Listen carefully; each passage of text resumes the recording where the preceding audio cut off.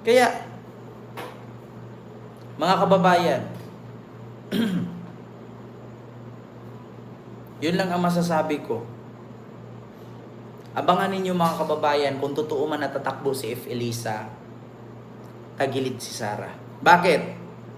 Ito ako sa tagal kong naging political vlogger, showbiz pa, for almost 5 years nakikita ko Bakit? Ganito yan. Ang loyalista, galit kay Sara ngayon. Nanatili sa kanya DDS. Dalawa ang lamang ni Lisa kaysa kay Sara. Ha? Ang loyalista, galit kay Sara. Ang kakamping or dilawan, galit kay Sara. So ngayon, nanatili si Sara sa mga DDS supporter. Ang DDS, tandaan ninyo, nabuo lang yan noong 2016. Ang Liberal Party, ang loyalista, matagal na. Buhay pa si Marcos, buhay pa si Ninoy, nandyan na yung dalawang grupo. So ngayon, pagbasihan ninyo, ang dilawan, kampi kay Lisa. Ang loyalista, kampi kay Lisa. Anong laban ni Sara? Kung DDS lang ang pagbabasihan niya, ang DDS ngayon hindi naaabot ng 100%. Maybe sabihin natin 60% sa 100%. Iaanhin mo yung 60% kung kalaban mo 180. Hindi ko masasabi na lahat ng kakamping pabor kay Lisa. Pero merong 80% na kakamping or dilawan pabor kay Lisa. At merong 100% na pabor sa loyalista.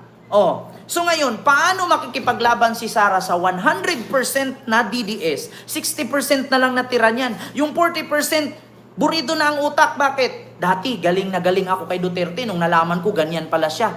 Alis na ako. So sa 100% na DDS, 60% na lang matira. Huwag natin gawing 20. Bakit? Kawawa naman. 60% na lang sila. So yung 40 na wala na. May 80% na dilawan at may 100% na loyalista. Bakit ko nasabing 100%? Kasi yung 40 sa DDS lumipat na sa loyalist. So ngayon, pag si Lisa at si Sara ang magbanggaan, matatalo talaga si Sara. Bakit? Pwede namang umatras si Leni. Pwedeng umatras ang liberal, wala silang pambato. Bakit? Si Lisa Marcos malapit sa liberal. Kasi yung mga kamag-anak niya, may mga asawa na mga Aquino. Yung lulo niya, asawa nun, tsahin ni Cory Aquino. So si Lisa, doble. Merong loyalista at may liberal party. Anong pinanghahawakan ni Sara? Huwag mong sabihin na yung mga sundalo ni Miss Wari ang magpapanalo kay Sara. Iilan lang naman ang sundalo ni Miss Wari. At huwag niyong sabihin na ang Cebu at Mindanao pabor sa mga Duterte. Take note, ang dami kong kamag-anak Garcia ayaw sa mga Duterte. Tama ba ako? Tagilid si Sara. Ako na nagsabi sa inyo, hindi kayang banggain ni Sara si Lisa Marcos. Kung tatakbo si First Lady Lisa, hindi ako political analyst Yan lang ang nasa isip ko. Sa ngayon kasi, kung tama ang pinaglalaban nila Duterte, nila Sara Duterte, di sana yung Liberal Party doon kumampi kay Sara. Bakit kay BBM kumampi? So may possibility kung ang manok ni BBM si Lisa, huhugot lahat. Liberal Party, loyalista, sasanib kay Lisa. Sinong maiwan kay Sara? 60%. Ngayon yung 60%, sabihin natin 110 million Filipino na bubuto. 60% lang sa kanya doon. Tapos yung 60% ngayon magagapang pa yan. Di ba? Tama ba ako? Hindi kaya ni Sara si Lisa. Tatagilid. Maliban na lang kung may kakalaban pa sa kanila. Kung si Lisa at si Sara lang maglaban, hindi kaya ni Sarang patumbahin si Lisa. Pwedeng mahugot ni Lisa ang liberal, pwedeng mahugot ni Lisa ang loyalista. Maliban na lang kung may tatakbo sa liberal na pambato. Kung tatakbo si Leni, mahahati ang boto. May kay Leni, may kay Lisa. May possibility pa na si Sara ang manalo. Totoo yan. Pero kung walang pambato ang liberal at si Lisa ang suportahan nila, at ang mga loyalista pa susuportahan si Lisa, mananalo si Lisa, talo si Sara. Pero kung ang Liberal Party may manok at si Lisa manok ng loyalista, may possibility mag-agawan sa boto, mananalo si Sara.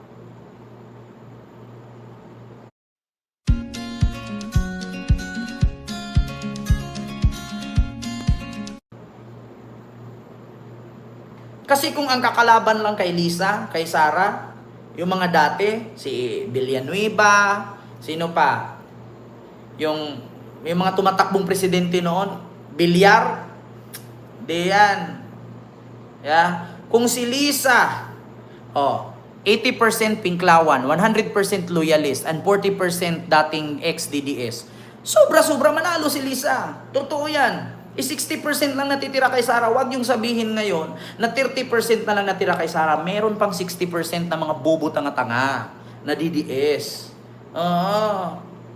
Meron pa. Huwag yung sabihin 30. Kawawa naman. Gawin nating 40. Or 60. Gawin nating 60%. Yun ang totoo, mga kababayan. Kaya kung maglaban si Lisa at si Sara, tagilid si Sara. Maniwala kay sa akin.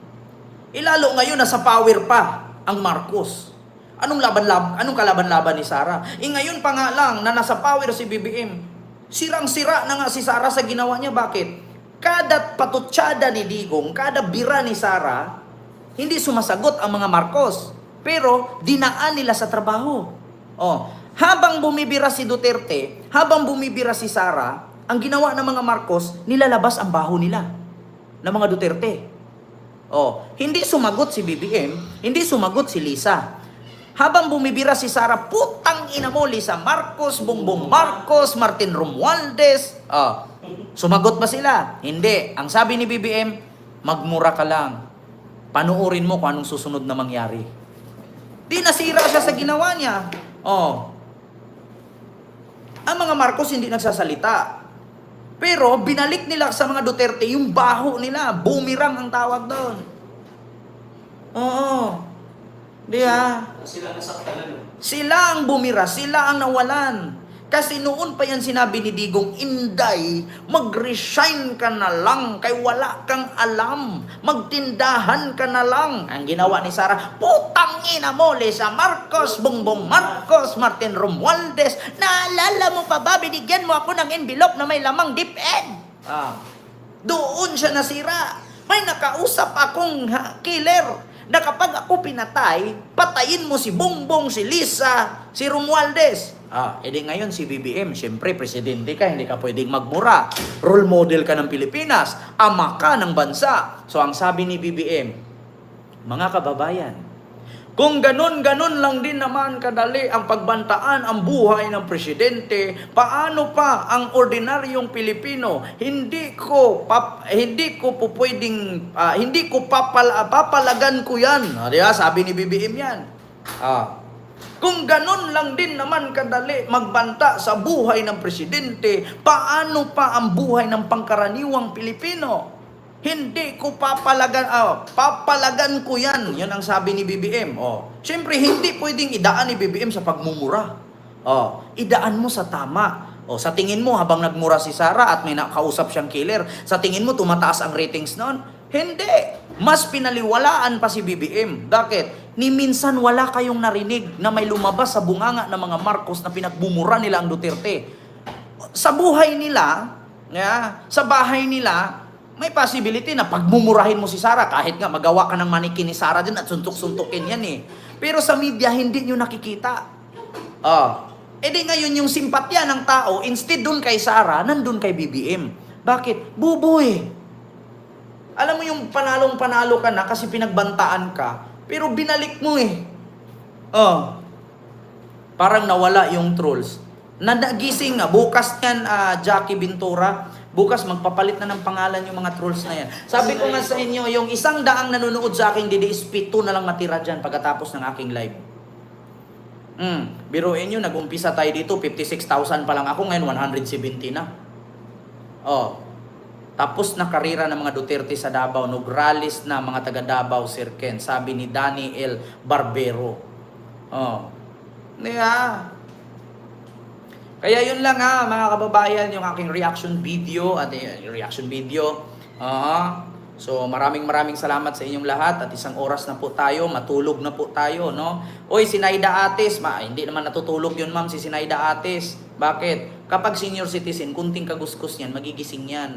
Oo, tapos sasabihin, nak, gumising ka, bakit? Yung daga, umakyat sa lababo, nahulog yung plato.